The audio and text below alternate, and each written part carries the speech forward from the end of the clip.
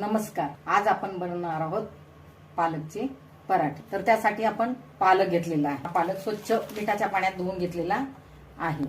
थोडी कोथिंबीर घेतलेली आहे, ही सुद्धा मिठाच्या पाण्यात स्वच्छ धुवून घेतलेली आहे. 10-12 हिरव्या मिरच्या घेतलेल्या आहेत, 10-12 लसणाच्या पाकळ्या घेतलेल्या आहेत आणि थोडंसं अद्रक घेतलेलं आहे. त्याचबरोबर यामध्ये टाकण्यासाठी ओवा आणि जिरे सुद्धा घेतलेले आहेत. आता आपण हे सर्व साहित्य मिक्सरला बारीक करून घेणार आहोत. आता आपले हे मिश्रण वाटून झालेले आहे. यासाठी लागणारे पीठ गव्हाचे पीठ, ज्वारीचे पीठ आणि थोडेसे डाळीचे पीठ. चवीनुसार आपण त्याच्यामध्ये मीठ घालणार आहोत. मिश्रण आपण करून घेतलेलं आहे मिक्सरला लावून.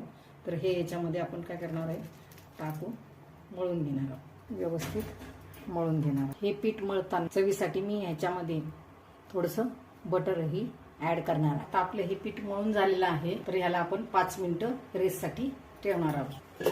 5 मिनिट झालेले आहेत. आता आपण पिठाचे पराठे करूया. मी तवा गॅसवर गरम करण्यासाठी ठेवलेला आहे. आता मी पराठे लाटून घेणार आहे. आता आपण पराठे लाटून घेऊया. पराठ्याला लावण्यासाठी तूप घेतलेलं आहे. हे तूपच मी आतल्या बाजूने असं आपण चपाती करताना ज्याप्रमाणे लावून घेतो त्याप्रमाणे ते लावून घेणार आहे. मग पराठा लाटणार आहे. मी सांगितलेल्या पद्धतीचे असे पराठे तुम्ही एकदा करून पहा.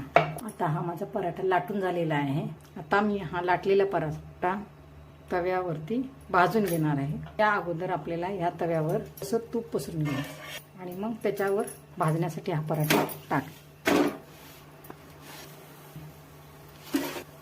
अशा रीतीने आपला हा पराठा तयार झालेला आहे.